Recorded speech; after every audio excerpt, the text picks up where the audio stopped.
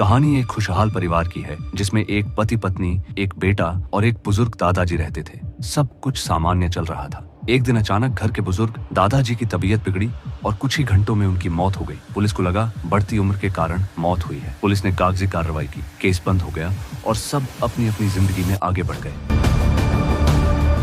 लेकिन जिस पुलिस अफसर ने यह केस संभाला था, उसके दिमाग में कुछ दिनों बाद एक छोटी सी बात खटकी। उसने वक्त बिताने के लिए पुरानी फाइल खोली और मेडिकल रिपोर्ट को ध्यान से पढ़ा। वहाँ एक अजीब गड़बड़ थी। परिवार के बयान में लिखा था हार्ट अटैक, लेकिन मेडिकल रिपोर्ट में मौत की वजह खून की कमी और बढ़ती उम्र बताई गई थी। ये छोटा सा फर्क अफसर को सोने नहीं दे रहा था। शक पक्का करने के लिए वह दोबारा उनके घर गया, बहाने से सवाल पूछे, लेकिन परिवार ने फिर वही कहानी दोहराई। उसने डॉक्टर से भी पता किया, डॉक्टर ने भी रिपोर्ट को सही बताया। अब अफसर को यकीन हो गया कि इस घर की चार दीवारी के पीछे कोई गहरा राज छुपाया जा रहा है।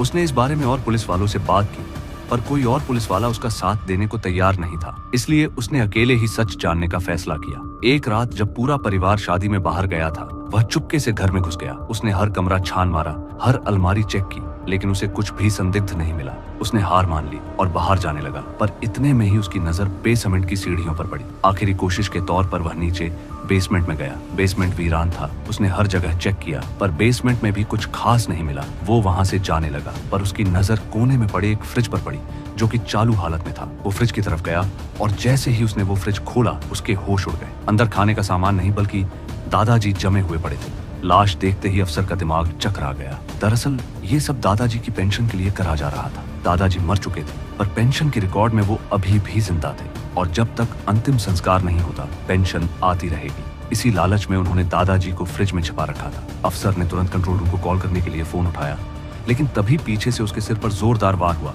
और वो जमीन पर गिर पड़ा।